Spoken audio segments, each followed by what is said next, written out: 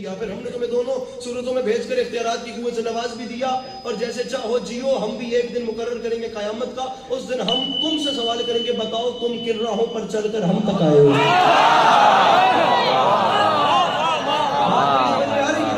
बहुत कड़ा दिन है, बाखुदा वकील मोहसिन नकवी साहब पढ़ते हैं, इस नूर में सूरज की भी आंखें नहीं खुलती। सूरत हाल कुछ ऐसी है, यहाँ अंबिया कांप जाते हैं, लेकिन माफी मांग के अली अब्बास अस्करी चौथा मिसरा पढ़ रहे, इससे ज्यादा नस्र करना कराची के मजमे में और बिलखसूस इनके घर वाले मजमे में, मैं कराची की तौहीन समझता हूँ, मैं खुशामद नहीं कर रहा, मैं डायरेक्ट अगली बात कर रहा हूँ। मेरा दिल नहीं मानता जमाने के इमाम की राय, खुद को समझने वाला जवान हाथ कैसे नीचे रखेगा। मिसरा पढ़ रहा हूँ, शऊर सुबह अजल की ये शाम जामिन है, मिलेगी खुल्द यकीनन कलाम जामिन है, और हमें निजात के चक्कर में डालने वालों, तुम अपनी सोचो हमारा इमाम जामिन है।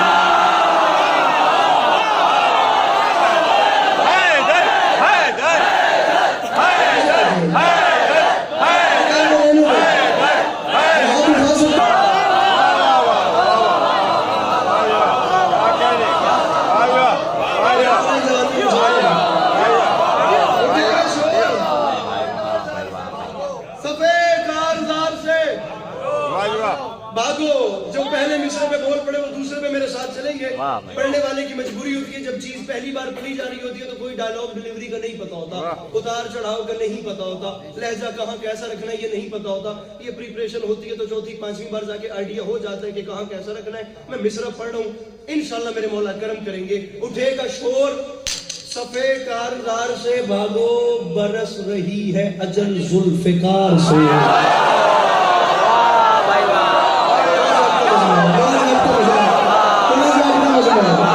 उठेगा शोर, साउंड वाला भाई इसकी को बंद कर दो। उठेगा शोर, सफे कारदार से भागो, सदा किसी के मुकद्दस दयार से भागो, कोई कहेगा निकल कर मिजार से।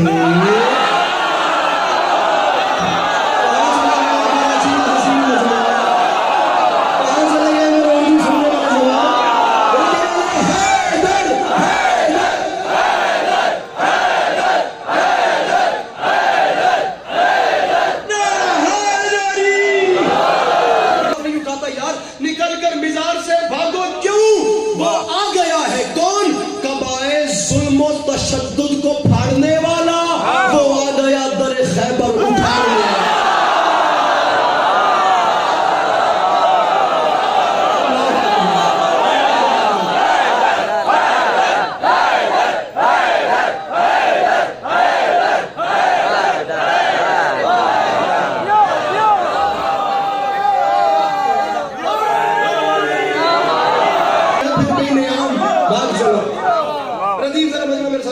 अली की देख है फिर बेनियाम, अली की देख है फिर बेनियाम, जगह हरम में नहीं सुबह शाम, अजल को याद है हम सब के नाम, अजल को याद है हम सब के नाम, भागना ही तो है अपना काम, भागना ही तो है अपना काम, भागना ही तो है अपना काम। मैं मिसरा समझा सकूं, मिसरा नहीं है कहीं कारज़ारे हस्ती में, कछार छोड़ के शेर आ गया है बस्ती में।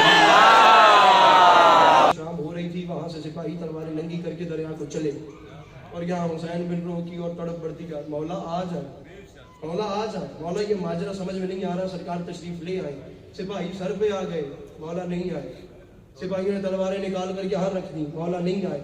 उठाकर चलाने का इरादा किया, चलाने का इरादा किया, दरिया की लहरों से आवाज आई, हुसैन बिन रो, मैं तेरे जमाने का इमाम तेरी कौम से मुखातिब हूं। जाकर अपने बादशाह को बताओ, ये मेरा मजमून नहीं था लेकिन सुनिए, यकीन कितनी बड़ी चीज है। जा जाके अपने बादशाह को बताओ, जो वजीर है ना, उसके घर के आखिरी कमरे में सबसे पहले दाखिल हो, मेरे इमाम ने बताया, दाखिल होगा तो नाशपाती का बाग है, अनार और नाशपाती की दो रिवायात मिलती है। आप जो भी कर रहे हैं, आपको जो भी पसंद है आप वही समझ लें, बात ठीक है। वो बाग क्रॉस करेगा कि कमरे आएंगे, आखिरी कमरे में एक ताक है, ताक के बीच में सांचे पड़े हैं। फल छोटा था, उसने फल में काट दिए, फल बड़ा होता गया, नाम नुमाया होते गए, ये नाम हमारे नहीं, ना ये उसकी तरफ से इशारा है। हुसैन बिन रो ने जाकर बादशाह को बताया। बादशाह ने वही काम किया जो हुसैन बिन रो को मेरे इमाम अलैहिस्सलाम ने तालीम। जुमला मुझे कहने दे अपना मजमा। या अली मदद, एक मिनट आवाज मेरी आती रहेगी, बस आप तसल्ली रखिएगा, बिल्कुल घबराने वाली बात ही नहीं है, आवाज मेरी आती रहेगी। अब जो मेरे इमाम, तवज्जो, अब जो भी मेरे इमाम ने तालीम दी थी, आवाज सर जी आती रहेगी, बस तवज्जो न टूटे। अब जो भी मेरे आका ने तालीम दी थी, हुसैन बिन रो ने बादशाह को वही बताया। वो बादशाह वक्त था, वो पर्दा कराए बगैर सीधा वजीर के घर में दाखिल हुआ। वो जाता गया, बाग क्रॉस हुआ, आखिरी कमरा आया, कमरे में ताक था, ताक के ऊपर वो सांचे पड़े हुए थे। सांचे दिखते गए जैसे हुसैन बिन रो ने बताया था, जैसे हुसैन को मेरे इमाम ने बताया था। घर में खड़े हुए हुसैन बिन रो के सामने बादशाह ने वजीर का सर कलम कर दिया।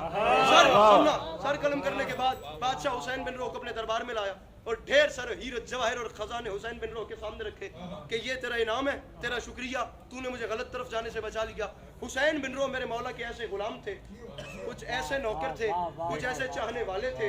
इज्जत हुसैन की कसम है बाखुदा कि उन्होंने कहा बादशाह तेरा ये इनाम नहीं चाहिए, इस इनाम को भी अपने पास रख, मुझे लम्हे के लिए मोहलत दे, मैं जरा दोबारा उस दरिया पे जाना चाहता हूँ अपने उन्हीं कौम को सबको साथ लेकर। अब सुनना, इनाम वहीं पे छोड़ा, हुसैन बिन रो तमाम अवाम को लेकर, मोमिनीन के कबीले को लेकर दोबारा दरिया के किनारे पे आया, फिर सजदे में सर रखा, फिर इस्तिगासा किया, मौला तशरीफ ले आए।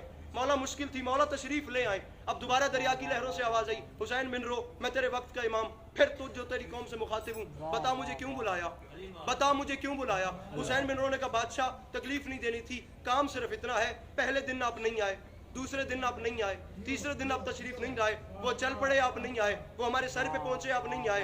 बादशाह उन्होंने तलवारें चलाने का इरादा किया, आप नहीं आए, तलवार चलाने ही लगे कि आप तशरीफ ले आए। बादशाह ऐसा क्यों किया? दरिया की लहरों से आवाज आई, हुसैन बिन रो कसूर तेरा अपना है, उसकी वजह यह है गजब किया जो तलब की है तूने खुद मोहलत।